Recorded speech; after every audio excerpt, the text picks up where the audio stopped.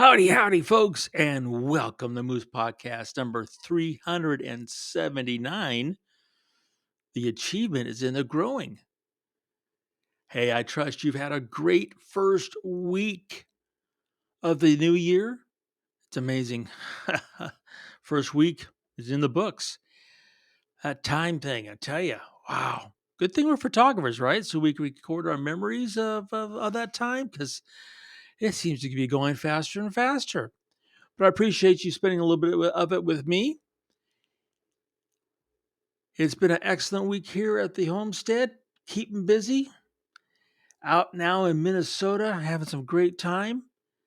Met a nice gentleman today. Appreciate the kind words.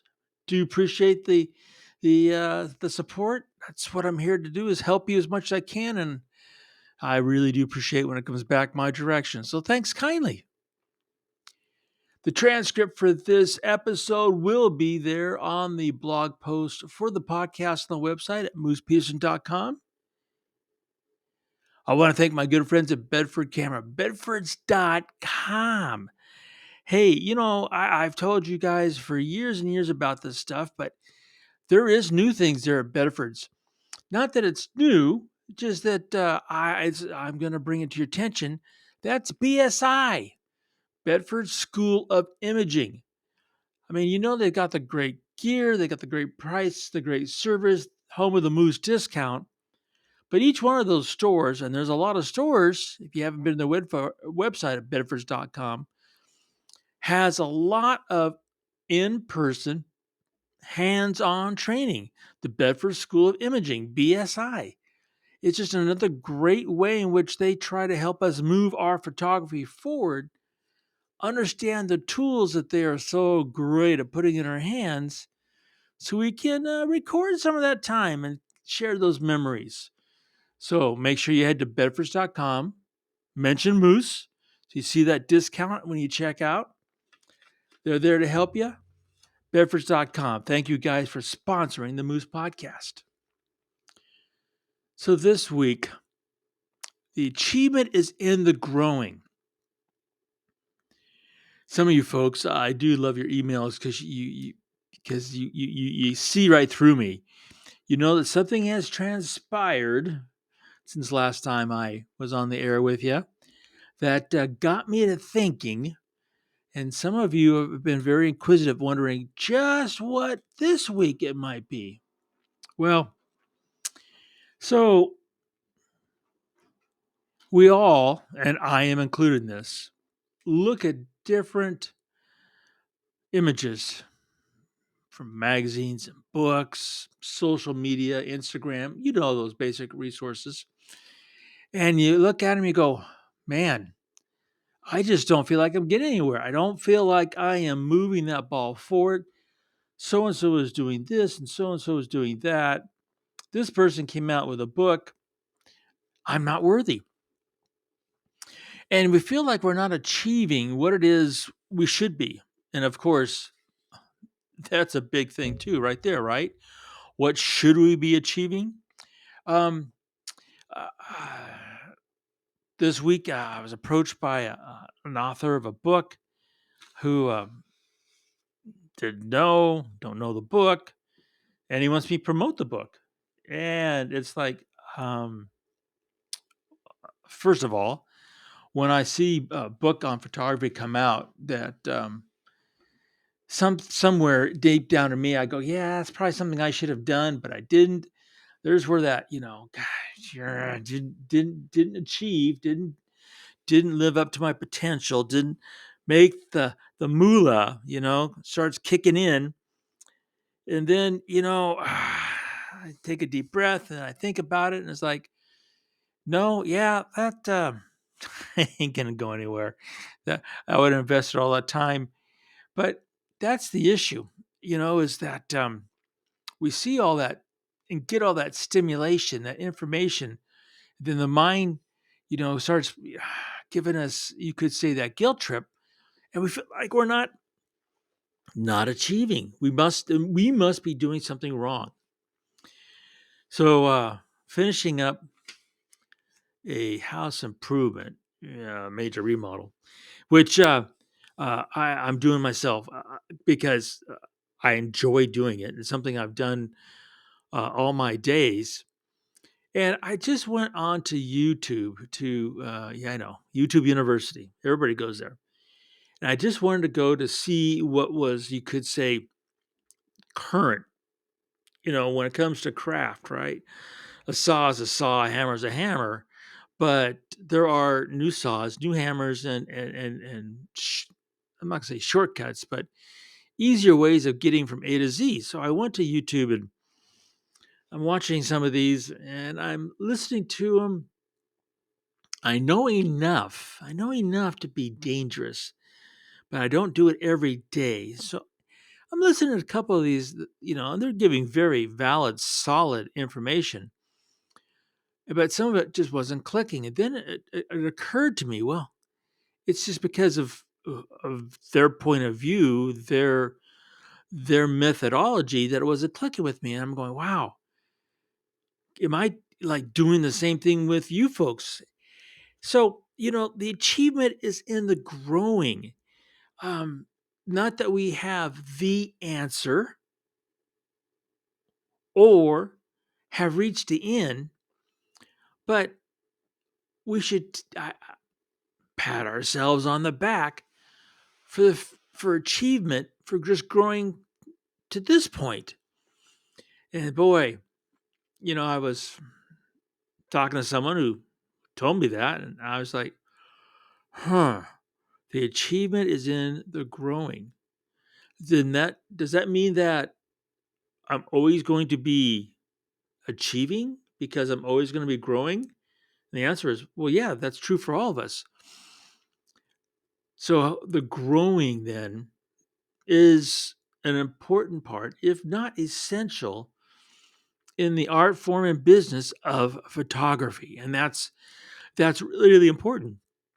Now, is there a book or a couple of books that by themselves are the answer for us? And for a long time, because I have a library full of books, that was kind of at least the way that I was originally taught in photography. Is that these are the guides we move forward and from to achieve that. And that's the issue. That what? When you first start out, it's that fame and fortune. And then once you get past, you realize, yeah, there is no fame, there is definitely no fortune. It is strictly passion. Then the achievement has to come from really from inside. Yeah, there are some external ways. And one of the things that I see a lot is I get photographs and comments from photographers who are in their mind trying to I guess you could say get to where they think I am, which is of course, since no one understands where I'm at, which includes myself, that seems to be a kind of a wasted exercise. But they compare their photographs to mine, and in some ways that's valid, and but in a lot of ways it's not. And that's what we do when we look at images on social media, is that we are doing this comparison, seeing if we have achieved whatever it is we think we need to achieve through that comparison. That I think is where a lot of the comments that I receive come from, and the I'm not worthy. There's a problem, and that's where I'm trying to get with this podcast. Is that way too often you have already achieved, but not to the end point, which is floating out there. Now, that achievement has to be looked at clinically in a way, but more emotionally. And why more emotionally? Why is it have to come from deep down your gut? Well, that's what's going to keep moving you forward. That growth does come from success, also comes from that failure. And that failure comes from the lack of fear. And that's a lot to ask from a photographer, is that fear get put on the bench. And what could that fear be? That fear often is the fear of some sort of failure, especially when we've invested so much. I was talking to another photographer this past week, and his fear was his spouse was going to find out just how much gear was in that locker, and he was like, "I've got to get rid of some of this stuff before I kind of get shut down." That's a valid fear, and that can definitely, stun a photographer. At the same time, finding out how much a photographer invests in being in the field, because there's a quite a bit of money involved in that time. That's another fear. But all those things, you know, um, if you go from, and this is typical, not all, but some generalizing, you go from weekend to weekend and you go out and you spend an hour, 90 minutes each weekend out there shooting. You would be surprised the growth that would come just a month of shooting. I was doing some reading, got some interesting reading I'm doing right now. And you've heard about that 10,000 hour, uh, that, to be an expert. Well, what I was reading was suggesting that 20,000 hours is a minimum, 30,000 hours is probably what it really takes to be that expert. And and the person had really good, logic behind it. And I'm thinking, wow, 30,000 hours. You figure out how many, hours there are in a day, all right? And then how many hours there are in a year. In case you don't know, in a year, there are approximately 730 hours. Why do I say approximate? Because this year's a leap year, right? So there's going to be a few more hours this year.